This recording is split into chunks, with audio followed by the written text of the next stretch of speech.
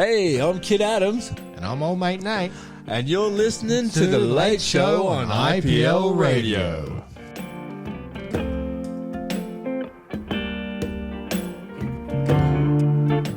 All right, and now we are actually back with The Late Show with Kitt Adams, and I just accidentally played you that ad not twice but thrice because it is so nice. But we are back, and we are here with local candidate for the City of Rockingham election, Jason Davies. How you doing, mate? I'm good, mate. How are you? Yeah, good. Thanks for coming in for a chat. You are one of the many candidates in the local government election. It's been running for a couple of weeks now. Still got a few weeks to go. How are you finding the process so far? Yeah, good. Very enjoyable. Yeah, and I mean, I know that you've sort of been immersed with council for a while now. You've been attending council meetings for a while? I wouldn't say a while. I started attending council meetings back in July when they were announcing the latest round of rate rises. Right. And I decided that when I went to that council meeting, I'd take more interest in the local council, and with that, it fueled my decision to get even more into council, and that's when I decided to make the run for local council. Yeah, cool. It's interesting. To be honest, I'm only just sort of finding a bit more about it myself, you know, and there's a lot going on. It's better than any show on Netflix at the moment, that's for sure. Oh, so, yeah, definitely better than anything on Netflix at the moment. Yeah, I think maybe because it's leading up to an election, there's a lot more drama and stuff at the moment, and a lot more people getting vocal and stuff. What are some of the main topics that you're hearing people get vocal about? Well, obviously the main issue at the moment that a lot of people are getting vocal about is, of course, the rate rises. People are worried with everything going on, cost of living going up. How are they going to afford to pay for these rates? Where are they going to get this money from? The July council meeting, I heard Hayley Edwards saying, $14, that's nothing. And then Ray Cottam, she spoke up and said, you know, $14 could mean the difference between some kids' lunches. You know, $14 as a man who's lived paycheck to paycheck a very long time ago, thank the gods for that.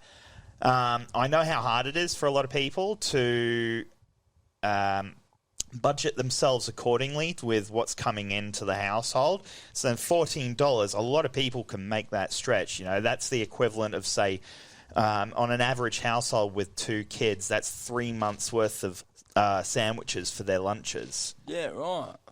Yeah, I mean, you can put together a family meal for $14 and stuff, and it's not nothing, it's something, you know, when you put it in the perspective of food for your family. Yeah, definitely. Definitely these little things can have a big impact. So. Oh, absolutely. I mean, for someone like me who's working full-time, you know, wife's working.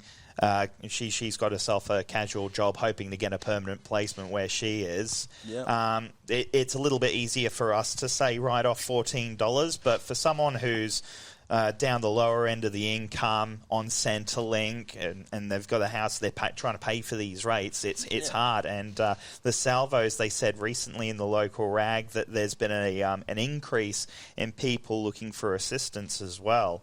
So that's another thing you've got to consider is just the position of where the average family's at the moment, you know. And I mean, even yourself, you're saying that you work full time, so you do you can afford that in your budget, but that's not to say that you should. Like, you work hard for that money. No. You know, you were telling me before we came on air that you're doing something like 50 hours a week. Yeah. I wake up at 5 every morning. I get myself ready. I'm in for work at 5:30 at the moment. I usually start at 6, but I've been trying to get some more overtime in. So 50 hours a week for me, that's basically a day in my life. Yeah, so it's a hard-earned dollar, and you definitely don't want people being blasé with the hard-earned money when that's meant to be going towards your family and stuff like that. Yeah, well, I mean, essentially, the last thing I want to be doing is working 50 hours a week just to pay the bills. Yeah, essentially. Yeah, absolutely. You know. So, and what are some of the other issues? I've heard something about Fruitgate. Oh yes. So apparently in accordance with a city wellness program, according to several answers given by the mayor during the council meetings. The city is spending $30,000 approximately per annum on fruit to be provided to some city workers. I don't know why Which city workers? I've heard some debate about they don't actually know which city workers. No, a lot of the city workers out there are saying they haven't benefited from this, but they keep coming back with, it's people in the administrative staff, Right. And I mean, these people, I don't know what they get paid. Yep. Obviously, it can't be a really good wage if they're struggling to pay for fruit on top of everything. I know that there are a lot of people who can't afford fruit. I've had a couple of people come up to me and be like, I can't even afford fruit. Why am I paying rates so that they can have fruit? I actually just seen a post about watermelon today, like $4.50 a kilo, and like full watermelon was like 7.5 kilos, and so it was like $40 for a watermelon. I know. And a lot of people were just like, I won't be eating watermelon then. Yeah, because, I know. That's just the reality of the situation, I guess. Yeah, and why should some city workers get it? Yeah. Why can't, road workers get access to the fruit? Why can't sanitation workers get access to the fruit? It should be one of those things where it's either all in or it's not in. Yeah, if you're going to promote wellness, then it should be an all-round thing, I guess, is what you're saying. Exactly. Yeah, right. And what about some of the other topics? Like, I know the dredging at Bench Street boat ramp. Have you heard much about that one? I've heard about it. It's not. I'm going to be honest. It's not something I've kept up a lot with. It was brought up at the last council meeting that the CEO was going to get control to award the tender at a cost of $1 million per year just to dig up sand because of a boat ramp and where it's all starting to reform again. Yeah. There were arguments that, there needs to be something done other than just spending $1 million a year getting a bobcat out there or a big digger just to take out all this sand if Mother Nature's going to fill it up again, quoting Ray Cottam again. Yeah, right, yeah. Seems almost like a bit of a pointless exercise. Let's hope that there is a little bit of method to the madness, I suppose. Yes and no. I'm a kind of guy that likes looking at the little things. Yeah. Especially being a panel beater, you have to have a keen eye for detail. Yeah, for sure. Because if you don't, things are going to slip by. And when it comes to this dredging issue, it's a difficult one. Yeah. Because there was, from what I've been reading up, there was a fueling depot on the other side of that embankment. I don't know how long ago it was. I'm still reading up on it, still trying to figure it all out. But there was a fueling depot, and for some reason it was shut down, and now crayfish boaters have to go all the way down to Mandurah to refuel their boats. Oh, right. So maybe that could be an option. We could see maybe getting maybe an upgraded jetty / fuel depot put there, and maybe shutting that boat ramp down. Industry back or something? Is that what you mean? Like, something like that. Then it justifies the expenditure. But I mean, don't quote me on it. I've still got a lot of reading up to do on it.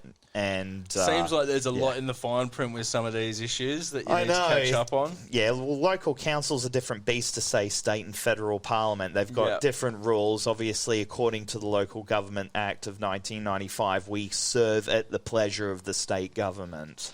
Right. So, I mean, it is sort of different, I suppose, when people are going for state government, like Magenta Marshall, who just won the recent by-election for the seat of Rockingham. That's sort of a solo gig, but when you're going for council, it's a councillor can't really achieve much by themselves without getting the votes of other councillors, so it's sort of more of a team sport. No, and the other part about local council that differs from state and federal is when you're trying to run a bill through state or federal parliament and you run with a major party, you've got the support of the major party. Yeah.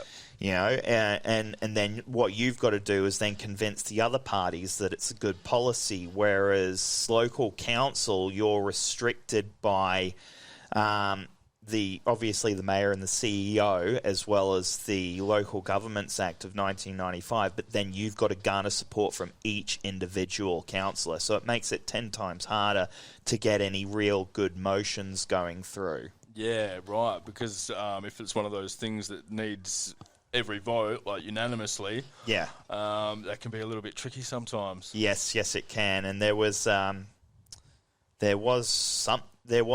motion that went through last council meeting that required absolute majority, and it didn't pass through.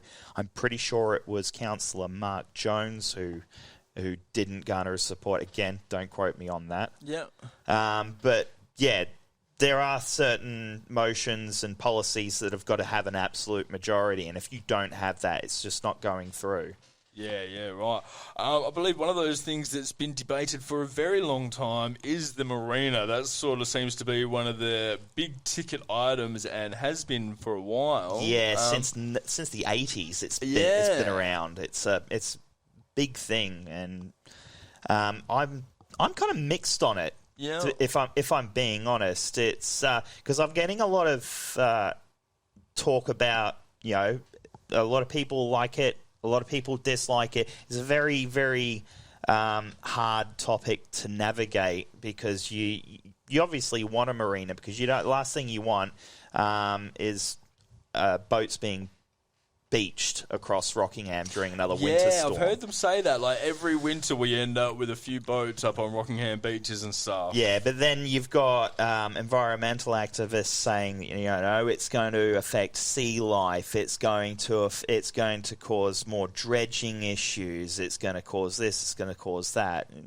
And then you've got use of the marina. You need more car parking space. You're obviously going to want to do something like have some more stores around there and all in an area where they're considering even more medium density housing along that foreshore area and high-rise structures like they've already got at the foreshore at the moment.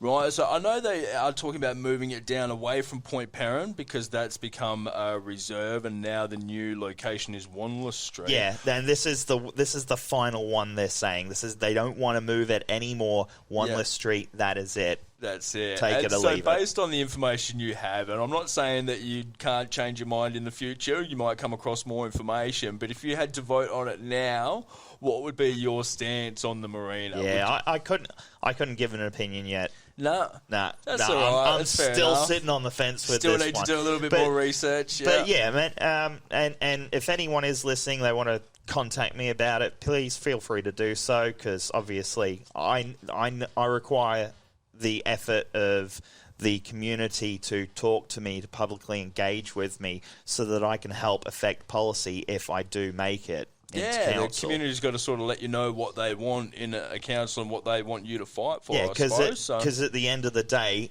in my opinion, I serve them. Yeah. So I suppose that's more the question is, what do you think based on community feedback at the moment? Should the marina go ahead? But maybe we'll leave that one for a little bit more research and stuff like that. It's a bit of a hot potato at the moment. A little bit of a hot potato. So, on a bit of a lighter note, when you're not working 50 hours a week, panel beating or getting involved in council, what do you do with your family in Rockingham to just sort of enjoy the community and some of the natural beauty that we have around the place? Yeah, no, I mean, I've been a local here for 30 plus years, so I know the area. I'd like to say I know the area very well, but this council election has shown me that I've still got a few dark pockets I need to explore. Yeah, but I mean, sometimes we'll get out, we'll have a walk down some of the parks and bushed areas that Rockingham has to provide. We just had dinner at the beach a couple nights ago. Fish and chips on the foreshore. Yeah, beautiful. Can't go wrong. Nah, definitely. Yeah, it's a good family night. Yeah, definitely good family night. Yeah, for sure. And I know that you've been doing a little bit of work lately on a couple of traffic areas, and one is Kaloum Street in Hillman. Yeah. You've been advocating for some go-slows? They're stop aids. Stop aids. I actually live on Kaloum Street. Most of you will know if you've seen my flyers or been on my Facebook page that I live on a very busy street, and it's considered one of the many streets that are known as rat runs. Yep.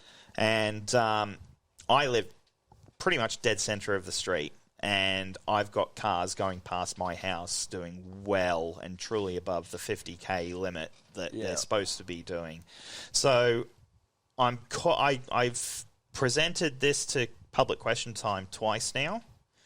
I did get a response saying they're not considering any form of slow aids at the moment, but I do feel that something needs to be done, and it's not just Coloom Street. There are other streets around Rockingham, Baldivis, Warnbro. We just had that. Rat runs and stuff. Yeah, and they're streets that can be considered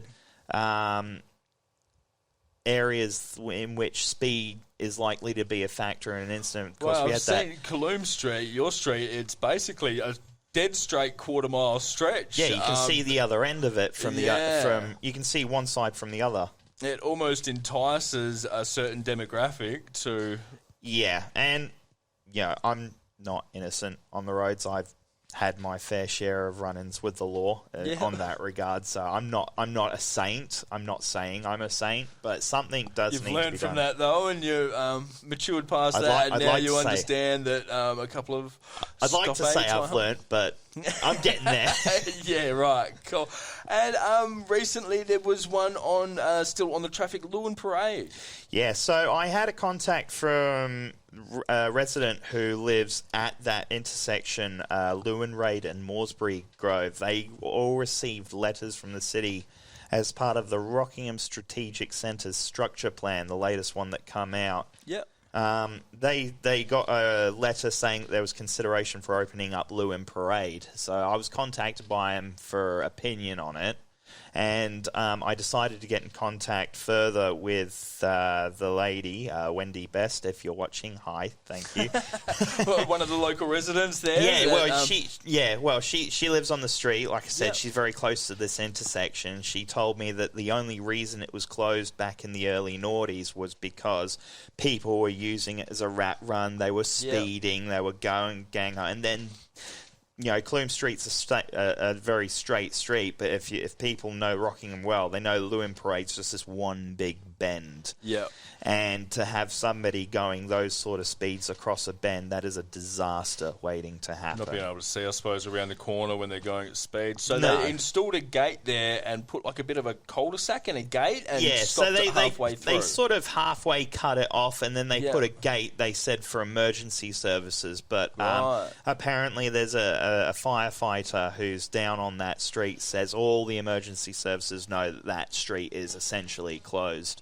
So I put this again to public question time last council meeting, and then they turned around to me and they said that they are in review. Nothing's concrete yet, but the city is recommending a more permanent closure with an upgrade on the footpath, because the footpath, it just leads off to the road and then sort of joins back up on the other side because of that fence. So what they're looking at doing as part of this green link is they're just going to effectively put a nice green strip of grass there, a couple of curbs, and then they're going to run the footpath through there. Yeah, right. Hopefully they can find a sort of happy medium and stuff, and I copped a bit of backlash as well because of, from that as well, because there are a couple of people on that street who want it opened up because of the fact that they can only sort of get in. This is people on the west side of Lewin Parade. There's only sort of one way in and out, and that's off of the main road near the Mike Barnett Sport Complex. Ah, right. Yep. And they sort of said, we want to open this up because it's another way out. There's no other way out. But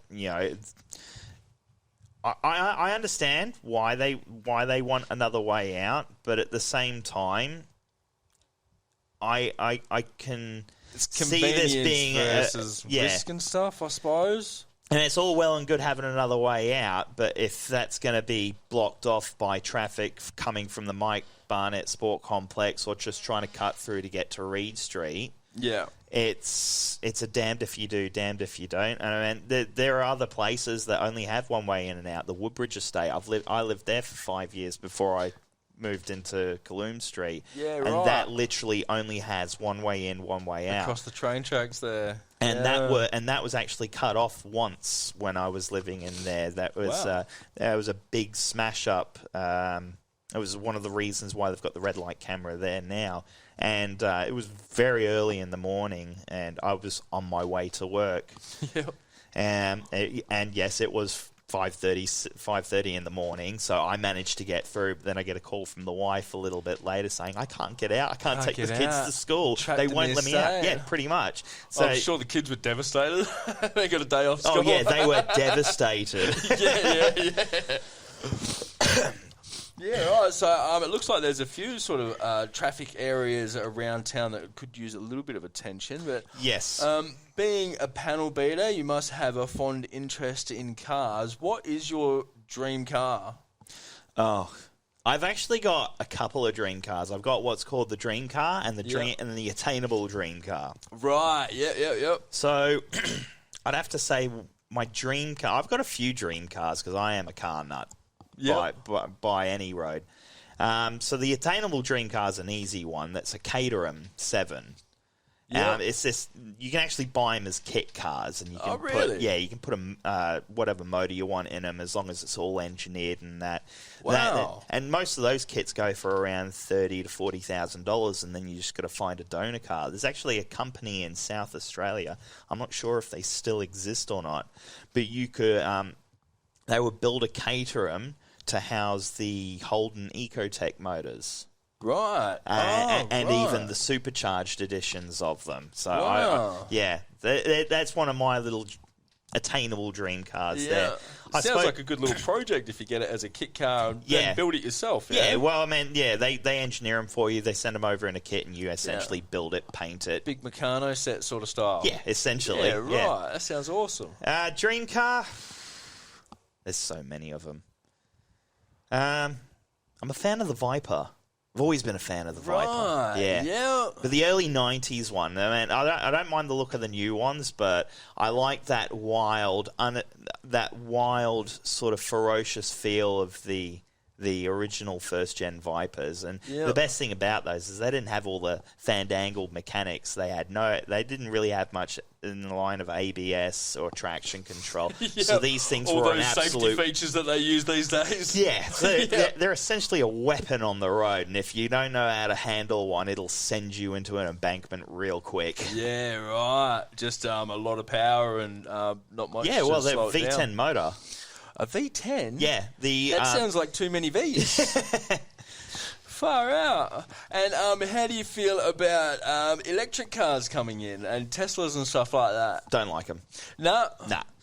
People say that they're ecologically sound, but as far as running it might be a better alternative to the internal combustion engine. But when you look to the manufacturing aspect of it, you're really comparing apples and oranges. Yeah. It's to create a battery, they've got to essentially dig a big hole, extract lithium, and then you've got cobalt and stuff like that. Yeah, and the cobalt and all those sort of special minerals. Yeah. And then they go through the transporting process of it, and then they go into the manufacturing process. It really starts eating up the carbon emissions. Yeah. And even then after that, you get, 12 years of use before the battery kicks in, and then a new battery for one of those e-waste. Yeah, it's not even that. You can't recycle it. Oh, really? Yeah, we haven't as a society found a way to recycle lithium batteries properly. Right. So they're basically just storing them at the moment until hopefully down the track we find a way to... Yeah, bury them in the sand somewhere. Yeah. I don't know. We'll deal with that later. and then to replace one of those batteries, Tesla charge you $13,000, which is essentially a big thing, a big chunk of the value of the car. And by the time that happens, the car's only worth about $25,000, $30,000. Yeah, it'd be an obsolete brand anyway. It'd be like you're rocking around with an iPhone 6 and everybody's got the iPhone 15 anyway, you know? Who wants to just replace the battery in an iPhone 6? Yeah, I know. And that's why I like the internal combustion engines. You know, they may not be the cleanest option at the moment, but I think with enough innovation, you can make ICEs very, very clean. Hydrogen technology is one way to go. Obviously, it has been tried with hydrogen fuel cells, and it hasn't worked for a lot of manufacturers. It's found to be not very cost effective. But I think with more research, development, and innovation in that era, I think that hydrogen will be a much better way. And if we can find a way to adapt a hydrogen fuel system towards current ICEs, that may not help the environment, but it's certainly not going to hurt it. Yeah, absolutely. Yeah, I suppose if we can at least start sort of gearing back from how much impact we're having on the environment. Yeah, well, I mean, and I've heard with the electric cars that, just having the resources to go to that sort of idealistic world where everybody's got electric cars and stuff, actually mining the resources to do that is not very realistic anyway. No, it's a severe environmental impact. Yeah, for sure. Let's go to a quick song, and then we'll come back and chat about a couple of other things. Any song requests? Got any Metallica? Definitely. Your voice, your community station. You are listening to IPL Radio.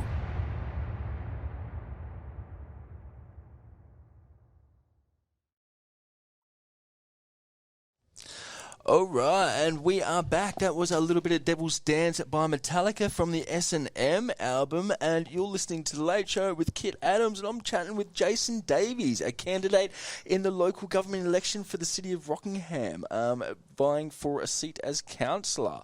How you doing, mate? Yeah, good. We've covered a few issues tonight. There is still a couple local community issues and stuff. There is a wall down in Warnbro that attracts a lot of attention. I know. How do you feel about the sort of Great Wall of Warnbro? I am absolutely ashamed by it. I've just been doing a bit of quick reading on it, and apparently it was voted down in 2020's August meeting to fund the repair of that wall at a cost to the ratepayer of just shy of $57,000 back in 2020. Right. And all I'm thinking about is, wow, all the legal... all of the legalities of it, contacting residents and telling them it's now your problem, not ours, threatening to fine them. All of that probably triple what they would have gotten instead of just paying for the wall to get repaired. Get fixed, and then I'm reading that that somebody inspected that wall right around the time it was being built, and that the developers or whoever built the wall didn't follow the building requirements. There's no rebar in it for extra support. Right. And yeah, it just sounds like it's been easier to rip down then. Well, yeah, but essentially what the council is saying is that it's now a residential fence, and it's the problem of the 11 residents who share that piece of wall. Right, yeah, because it is a little bit more than just a residential fence. It's not just colour bond. Yeah, no, so, it's something that advertises the area, essentially. Yeah, absolutely. So and it was a nice wall. Yeah, back in its day, when it was first built, it holds the emblem. Well, I don't know if it's the actual registered logo for Warnbro, but it's got it would have been something that the developers thought of. But it's got a nice decorative piece on the end, and a nice, respectable suburban stuff, you know. So I also hear about other things like a waste-to-energy treatment plant. You know much about this thing that's going on? What I've been told is that the state government is in with this. They're building 2 waste-to-energy incinerator plants. One just I don't know where it is, but it's somewhere in Kwinana, and then there's another one being built somewhere in East Rockingham, which is going to affect me the most, mainly because there have been projections of the plumage that will come out of the big stacks that they're going to be building, and it's apparently projected to go right over my house. So I'm that doesn't not a fan. sound good. Yeah, from what I've heard, they're basically going to be taking everything that's in your red littered bin and just burning that to turn a steam turbine or something, which then produces energy and, of course, create a lot of emissions. And I wouldn't imagine the emissions that come off general household waste and I mean, very friendly. Yeah, and I mean, in a society that's sort of hell-bent on net zero emissions, I can't see this going in the right direction, if I'm being truly honest. Yeah. And not only that, you know, one of the main issues when it comes to waste management is, of course, cross-contamination.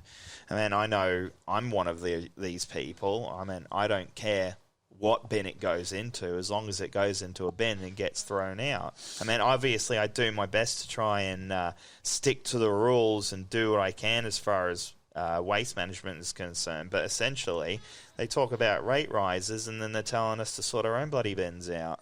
Yeah, right. And I've heard about some FOGO waste management that they're looking at bringing in as well. No, it's coming whether we like it or not. It's part of a state government requirement. So this isn't even something that local government has any control of. It's basically being tested out on the city of Rockingham based on state government's rulings. It's not being tested out. It's just being implemented as part of state government policy. Yep. So what's happening now, I don't know if anybody knows about this, but this will create a bit of an impact. It's going to cost an extra $1 million or so to bring it in over the course of the next 2 to 4 years, I'm pretty sure is what I read. Right. But essentially what's going to happen is all of your food waste will now go in your green bin.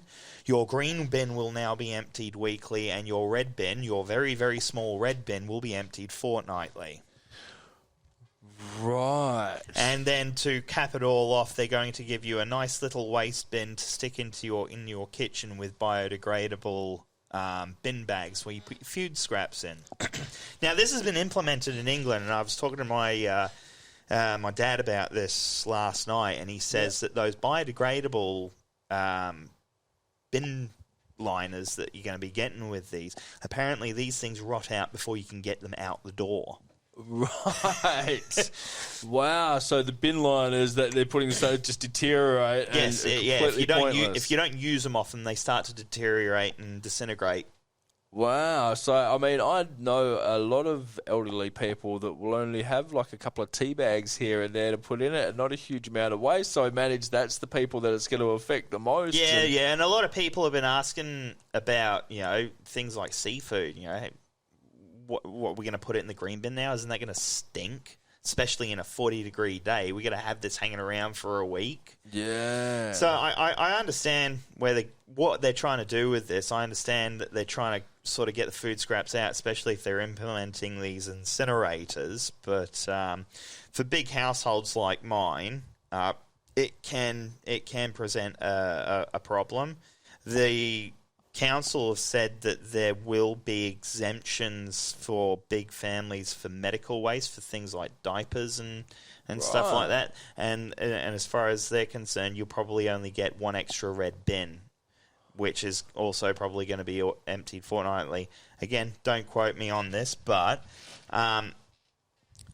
the simple solution, in my opinion, to this would be to implement the FOGO in its full, but instead switch the lids. So if we're going to be emptying the garden, the green waste bin weekly, we probably only need something a little bit smaller because it's getting emptied more frequently. Right. Put the red lid on the slightly bigger green lid bin if it's going to be done fortnightly, so at least you're getting that little bit more in. Yeah, because again, there are people out there who don't care what bin it goes into as long as it goes in the bin. Yeah. And, I'm guilty of it myself. Oh, yeah, I mean, I've got a full household, and sometimes it's a struggle to get everything in the bin each week, I'm struggling with a little bin now. Recycling and stuff, and it's getting emptied weekly. Imagine my luck if it goes fortnightly. I mean, I know that they say, oh, you got to put your food scraps in your green waste now, but it's going to take me a while to get my head around.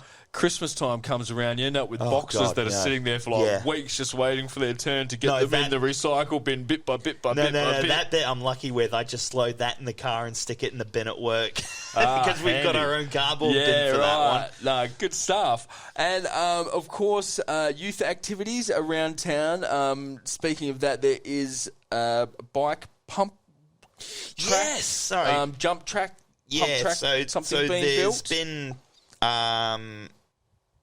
It's been put through for the community to share their thoughts on. And for those who are listening, please, if you can, get onto the City Council website and share your thoughts on the pipe pump track. There's 2 locations it's going to be considered for. The first one being the June Road Reserve, just off of June Road in Safety Bay, and the other is the Apex Reserve. I can't remember where that was, but that's a little bit further up in the Safety Bay area as well. It looks like, from the essential plan, it's 2 separate tracks. They haven't really highlighted what the track's going to entail as far as whether it's going to have some like big jumps and that sort of thing. I would be favourable to the bike track having big jumps because I had we had sort of a track like that growing up at the end of my street on Palm Drive before they bulldozed it all out and put an electric station there just on the corner there. Yeah, so there was the local kids. We'd all gather down. We'd have these jumps, and then we'd just go around our bike, on our bikes and just jump these massive jumps. And there was one that would probably start at the roof, and the landing was a little bit bigger. I jumped that a couple of times, ghosted that on more than one occasion. Really? Yeah, I was big into my bikes back in the day. Good effort. And has there been much feedback on it so far? Not too sure. We did have a couple of families and family members come in at the last council meeting talking about the pump track, asking about whether they're going to be getting any involvement with the youth, and they did say that they were going to hold some youth information sessions for it to get a bit of feedback on what they would like to see on the bike track. And essentially that's who it's for. It's for the get youth. Them involved and stuff so they feel like they're a part of it. Maybe even make a competition out of it. Yeah, that's pretty cool. Winner gets, brand new mongoose or something. Yeah. Buy a bike from one of the local bike stores, put it up as a first prize set for a little bit of incentive to get the locals in there. Get the locals involved in possibly designing a bike track. There have been plans for it. They do have a little bit of a sketch on their Google satellite image. They've got a couple of sketches there of what the track essentially would look like. But I mean, even talking to the youth, they'll say now they want jumps. Yeah, they want nice big jumps, and I'm with them on that one. If I'm going to go down on a bike pump, I want to see the biggest jump there and try and get over it as quickly as possible. Yeah, absolutely. No, that's it. Get the kids involved and give them what they want and give them something to do, Yeah, so essentially, yeah. No, good stuff. And with your campaign, have you been getting many interesting questions from interested residents wondering what you're going to do? I have. I've been getting emails. I have been doing my best to answer them as promptly as possible, but there have been a couple of questions that have thrown me for six. Yep. I've had a couple that have gone as far as to query me on national issues like the voice referendum and the and even abortion laws. Right.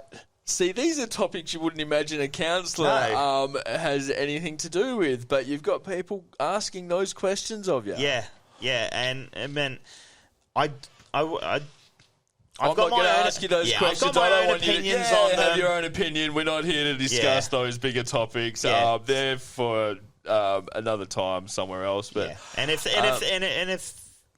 if we can keep the questions to just local government, that would be even better. Yeah. Because essentially, local council doesn't. they don't have much of an impact on national big and referendums state. and stuff like that, and obviously abortion laws. There was one question I seen about Woomera's nudist beach. How do you feel about Leave the it status? there. Just leave it be. Yeah. Right?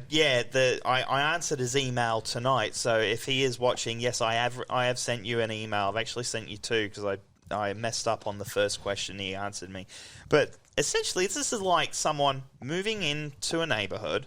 Yeah. They know that there's a bar down the street. Yeah. The real estate has told them it gets a bit rowdy at Friday and Saturday nights.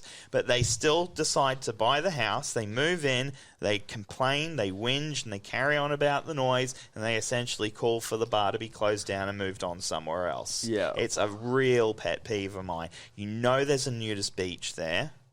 All right? Real estate... They've got to tell you, because it is a selling point for some. It's a point of concern for others. Yeah, I like to keep my clothes on. Yeah, but I'm not going to discourage anyone who wants to use the new beach. Different strokes for different folks, I suppose. And it's been highlighted as a bit of a tourist attraction for some people, and I'm not going to take that away from them. I'm aware of many of them around. I think there's one up in Swanbourne or something. No, neither. As far as I know, I thought that was the only one in the state, but...